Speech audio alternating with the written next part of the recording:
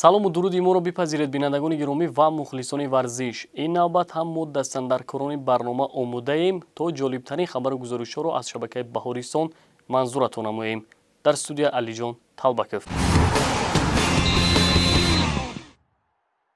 кишвари Сенегал ва Кумитаи байналмилалии олимпӣ доир ба барҳам додани бозиҳои олимпии наврасон дар Дакар соли 2022 ва баргузор намудани бозиҳо дар соли 2026-ро ба мувофиқа расониданд. Дар ин бора аз Кумитаи миллии олимпии Тоҷикистон хабар доданд. Ба иттилои ин манбаъ, президенти Кумитаи байналмилалии олимпӣ Томас Бах баъд аз баррасии ҳамаҷонибаи ин масъала пешниҳоди президенти Кумитаи миллии олимпии Сенегал Маки Салларо ҷонибдорӣ кардааст. Ба таъхир афтондани Олимпиадаи наврасон Дакар 2022 имкон фароҳам меорад Кумитаи байналмилалии олимпӣ, Кумитаҳои миллии олимпӣ ва Федератсияҳои байналмилалии варзишӣ фаъолиятҳои минбаъдаашонро беҳтар ба нақша гиранд, ки пас аз як соли таъхири бозиҳои олимпии Токио 2020 ва чорабиниҳои бузурги варзишӣ ба далели пандемияи COVID-19 зарари ҷиддӣ диданд. Ёдовар мешавем, қаблан Кумитаи иҷроияи Кумитаи байналмилалии олимпӣ барномаи мусобиқоти бозиҳои тобистонаи олимпии наврасон 2022 дар Дакаро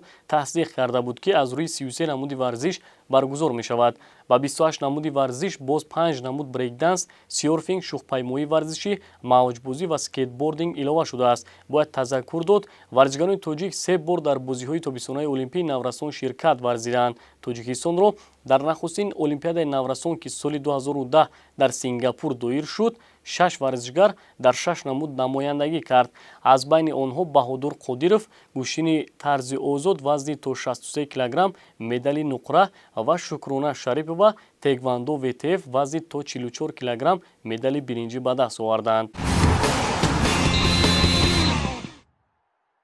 моҳи феврали соли равон дар ҷумҳурии Ӯзбекистон мусобиқаи байналмилалӣ оид ба гӯштини тарзи озод баргузор гардид. Дар сабқат гӯштингирони навраси тоҷик низ ширкат варзида натиҷаҳои назаррас нишон доданд. Аз дастпараварони толори варзиши Кони Гурди пойтахтамон ҳам ба узви мунтахаби наврасони кишвар шомил буд. Мавзӯъро ҳамкорамон идома медиҳад. дар клуби варзишии Кони Гурд кӯдакону наврасон нозикиҳои гӯштинро зери роҳбарии мураббиён Ҳабибулло Набиев ва Муҳаммадраҳим Каримзода меомӯзанд. ин наврасон аллакай қувваашонро дар чандин мусобиқаҳои байналмилалӣ бо муваффақият санҷиданд. масалан дар мусобиқаи байналмилалии соли гузашта, ки дар Қазоқистон гузашт, на фақат паҳлавонон аз Осиё, балки аз Аврупо, Федератсияи Русия ва Арманистон ширкат варзиданд.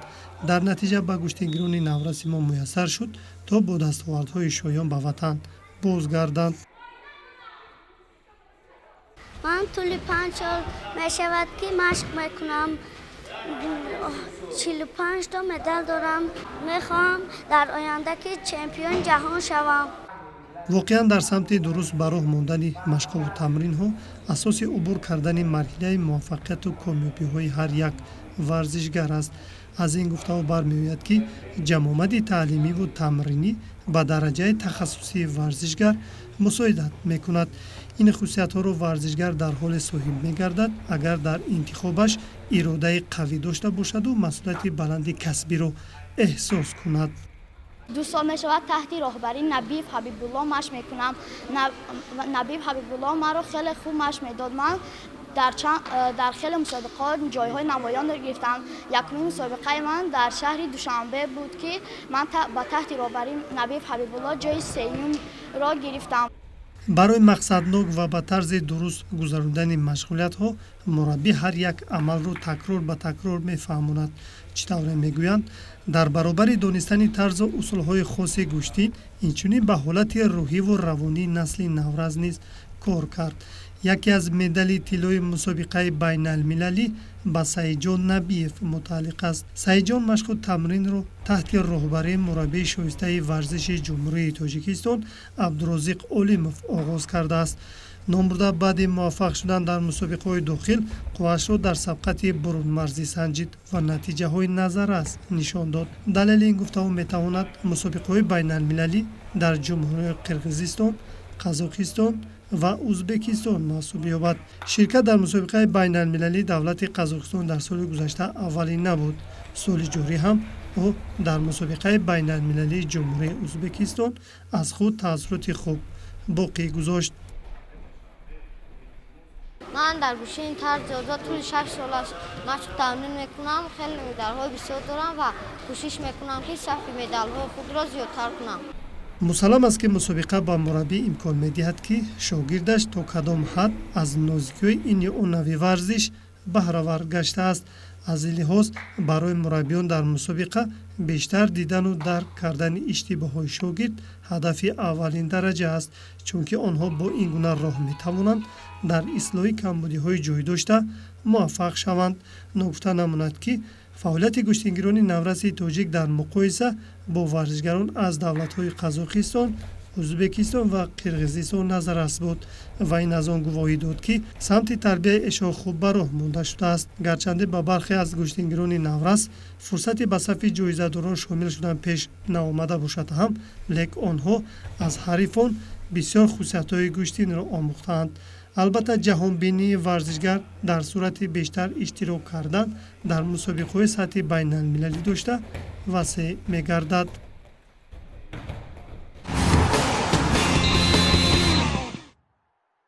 دسته منتخب ملی فوتبال تاجیکستان با استفاده از تنفس 3 هفته‌ایانه در قهرمانی کشور به جمع آمد تعلیمی و تمرینی 6 روزه شروع کرد. طبق اطلاع فدراسیون فوتبال تاجیکستان، منتخب تاجیکستان با راهبری سرمربی عثمان توشف در شهر دوشنبه برای گذراندن اولین جمع آمد امساله جمع آمدند. مشغولیت‌های بازیگران تیم ملی با رجای دو کرته در ورزشگاه مرکزی جمهوری دویر می‌گردد. یادآور می‌شویم که منتخب تاجیکستان در مرحله دوم مسابقه انتخابی قهرمانی جهان 2022 در گروه F 3 بازی دیگر انجام می‌دهد. فوتبالبازان تاجیک 8 اکتبر در دوشنبه مقابل منتخب مغولستان بازی می‌کنند. بعداً 12 نوامبر در مهمانی با منتخب ژاپن و 17 نوامبر در خانه با منتخب میانمار رقابت خواهند کرد.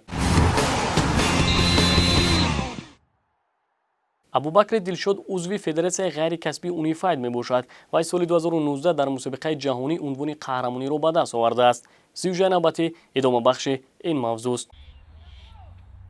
ابوبکر دلشاد اینه که با مشق و تمرین‌های محاربه غیر کسبی اونیفاید پرداخت 5 سال داشت. اگرچه در موفقیت و کامیابیش مهنت و مشقت استادش فردوس شریپوف زیاد باشد، پس دستگیری و غمخوری‌های قبلگوهش نیز دوچند است. از اینجاست که تعلیم و تربیت خوب فرزند قبل از همه از اویله سرچشمه میگیرد. چون جهان را بیماری عصر فرا گرفته است، مربی فردوس شریپوف برای نگاه داشتن حالت خوبی ورزشی شاگرد به مشق‌های الهیدوی پرداخته بیشتر به مشق‌های جسمانی دقت می‌دهد. البته آن زمان‌ها ابوبکر خیلی خردسال بود و در این ایام کودک اینه که وارد تالار می‌شود اجرای مشق را همچون بازی می‌پندارد. اما فردوس توانست که این گونه عقیده و فکرهای دوره کودکی را از قلب کوچک او بیرون سازد و با صمیمیت خاصه و اراده مستحکم ابوبکر را به میدان نبرد تلقین کند.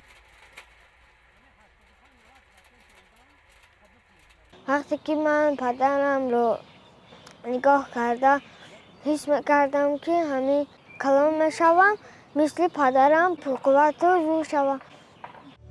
به همین طرز سبقت جهانی اید به محاربه غیر کسبی اونیفاید در سال 2019 به ورزشگران خردسال ما دست داد تا در میان 20 دولت مختلف عالم شرف و منزلت ورزش تاجیک را با کامیابی‌های عالم شمول معرفی نمایند. اساساً به مسابقات ورزشگران 6 7 ساله 8 9 10 11 و 12 13 ساله تحت راهبری رئیس فدراسیون غیر کسبی اونیفاید جمهوری بحرالدین سیراجوف سفربر گردیدند.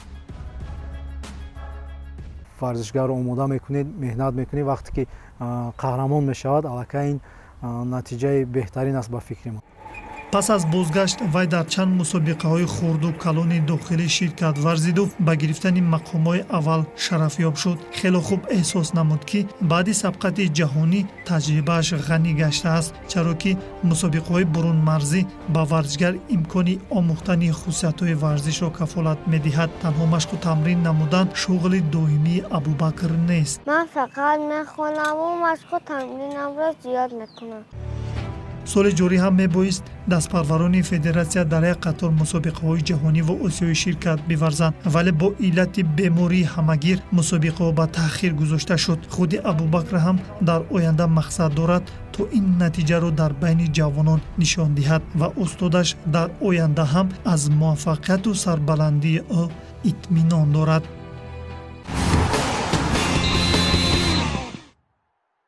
کمیته بین المللی المپی، کمیته‌های ملی المپی و فدراسی‌های بین المللی رو در دوره بحران پاندمی کرونا ویروس با مبلغ زیاده از 100 میلیون دلار دستگیری کرده است. در این باره سخنگوی رسمی کمیته بین المللی المپی خبر داده است. با اطلاع منبع در حالت ضروری تا امروز با فدراسی‌های بین المللی 63 میلیون و با کمیته‌های ملی المپی 37 میلیون دلار اختصاص داده شده است. بغیر از این شورای اجرایی کمیته بین المللی المپی تصدیق کرد که کمیته بین المللی المپی دستگیری کمیته‌های ملی را ادامه می‌دهد و تا آخر سال 2020 برای برنامه 150 میلیون دلار جدا می‌کند. اینچنین کمیته بین المللی المپی سازمان‌های از جانب کمیته بین المللی المپی اعتراف شده را مبلغ گذاری خواهد کرد. طور ذکر گردید کمیته‌های ملی المپی با دلیل پاندمی کرونا ویروس موقوف گذاشتن بازی‌های تابستانی المپی در توکیو با سال 2021 با مشکلات مالی روبرو شدند.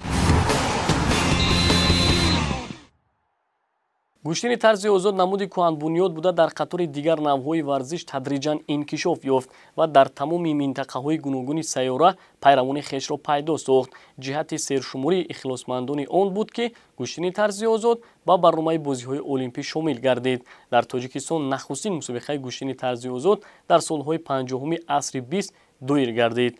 این نوع گوشتن در تاجیکستان محض در دوران استقلالیت رشد و نمو تازه گرفته است. احرار یار محمدов دلباخته گوشتن طرز آزاد است. احرار یار محمدов خواننده مؤسسه تحصیلاتی میانه عمومی رقم 10 پایتخت همان میباشد. موصوف دلباخته گوشتن طرز آزاد است. از مشق و تمرین‌هایش هم وقتی زیاد سپری شده است. البته در این مدت توانسته تا با بازوی رستمانه و صفت خوبی پهلوانی در مسابقه‌های مختلف سطح جمهوری داشته و بین المللی مرحله به مرحله به قله تابناک و پردرخش ورزش برسد. احرار نازگوی گوشتن رو از مربی حبیبالله نبیوف می‌آموزد. اینه که وی به مشق و تمرین‌های گوشتن طرز آزاد پرداخت خردسال بود. در تالار صف کودکان و نورسان نیز زیاد بودند.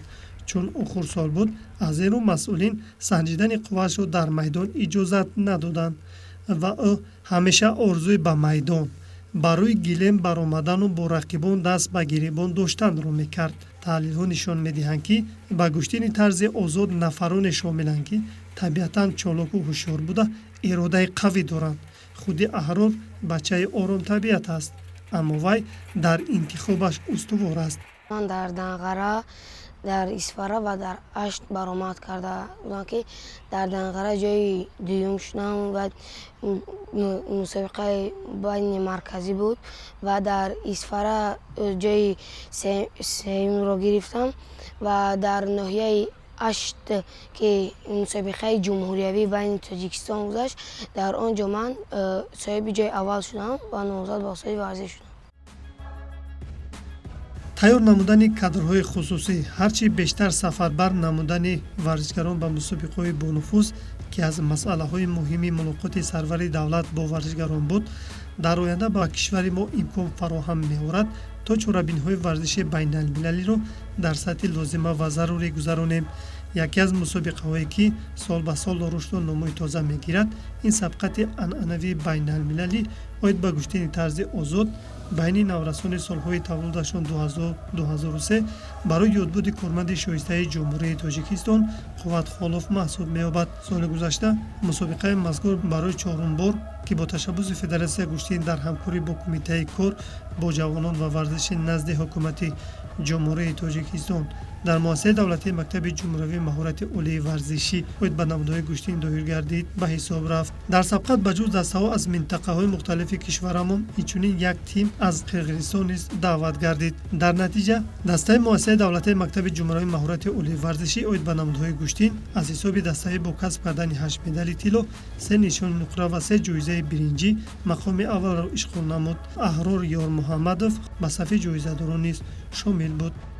در آنجا من مقام جای سوم شدم. اول یکمین بار بود که من در آن مسابقه مبارزه میکردم و مقام جای سوم شدم. همین طریق سال 2017 احرار یار محمدov در مسابقه بین المللی جمهوری ازبکستان اشتراک کرد. اصلا در مسابقه بین المللی ورزشگران از جمهوری‌های قرقیزستان، қазоқистон ва русия даъват шуда дар 2 сину сол қувва озмоӣ карданд. ин мусобиқаҳо дар фаъолияти варзишгари Аҳрор аввалин бор рух дод. варзишгар аз давлати ӯзбекистон буд ки мо вай рӯпарӯ шудем ва ман вайро бо ҳисоби 10-2 мағлуб кардам. дар ҳоли ҳозир Аҳрор машқи гӯштиниро дар кони гурд мегузаронад.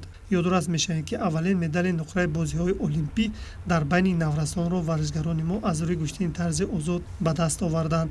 мақсади ягонаи Аҳрор ҳам дар оянда ба ҳаққи ширкат дар мусобиқаҳои осиёиву ҷаҳонӣ ва олимпӣ пайдо кардан аст.